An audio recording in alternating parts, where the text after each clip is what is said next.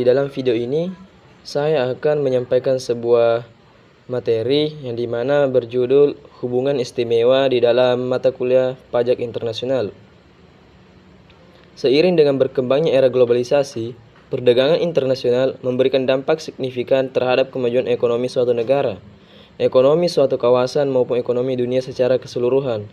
Perkembangan yang cepat dalam hal teknologi, transportasi dan komunikasi telah mendorong peningkatan perdagangan internasional.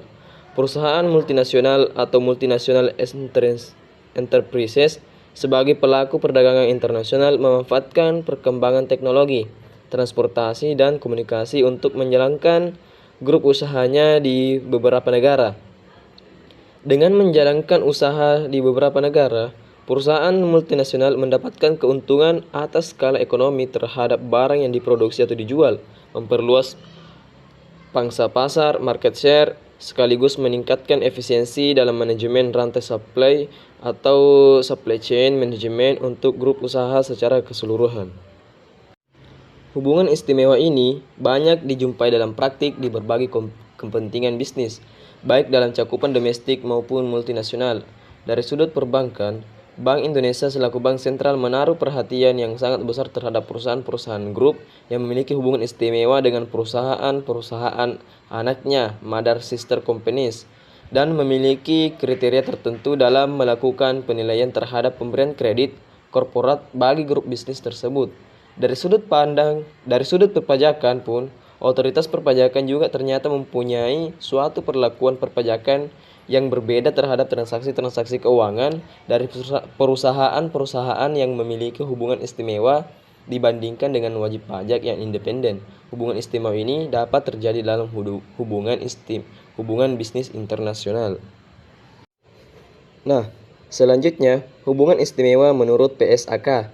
Berikut beberapa pengertian yang terkait dengan hubungan istimewa sesuai dengan PSAK nomor 7 Standar Akuntansi Keuangan per 1 Juli pada tahun 2009.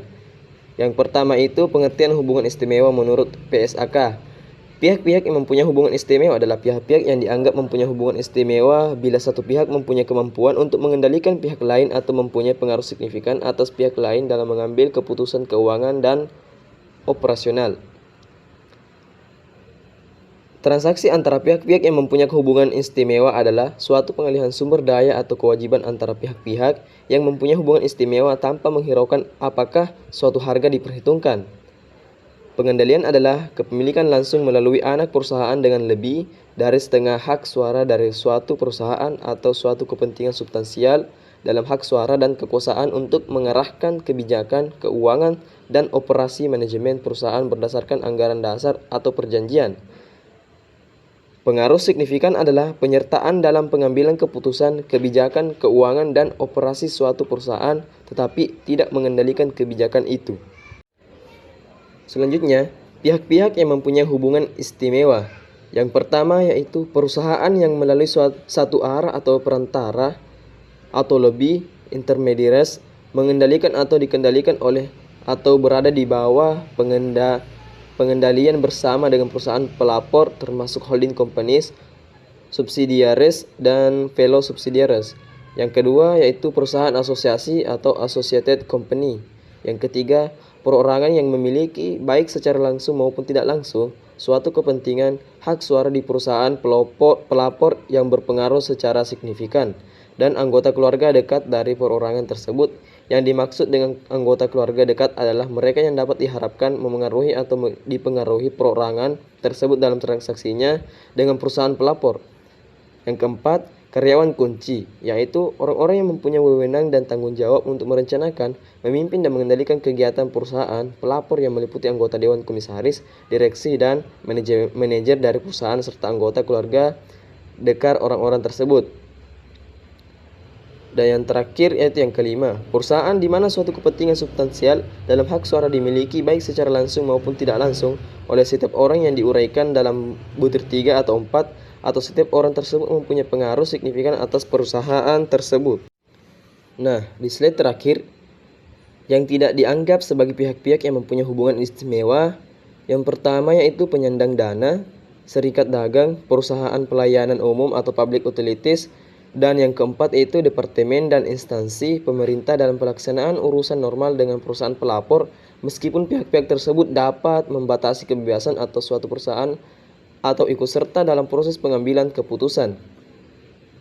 Satu-satunya pelanggan, pemasok, pemegang hak franchise, distributor atau perwakilan atau agen umum dengan siapa suatu perusahaan mengadakan transaksi usaha dengan volume yang signifikan semata-mata karena ketergantungan ekonomis yang diakibatkan oleh keadaan.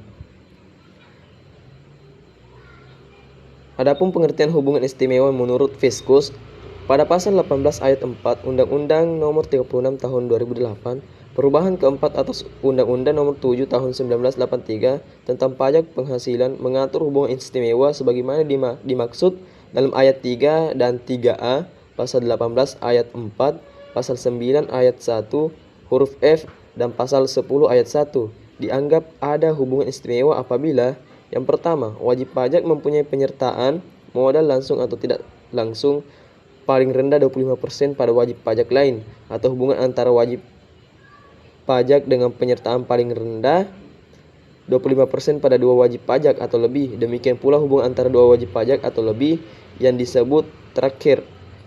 Yang kedua, wajib pajak menguasai wajib pajak lainnya atau dua atau lebih wajib pajak berada di bawah penguasaan yang sama baik langsung maupun tidak langsung. Wajib pajak menguasai wajib pajak lainnya atau dua atau lebih baik wajib pajak berada di bawah penguasaan yang sama baik langsung maupun tidak langsung. Baik, mungkin itulah beberapa slide dari materi yang bisa saya sampaikan. Kurang dan lebihnya mohon dimaafkan. Wabillahi taufik wal hidayah. Wassalamualaikum warahmatullahi wabarakatuh.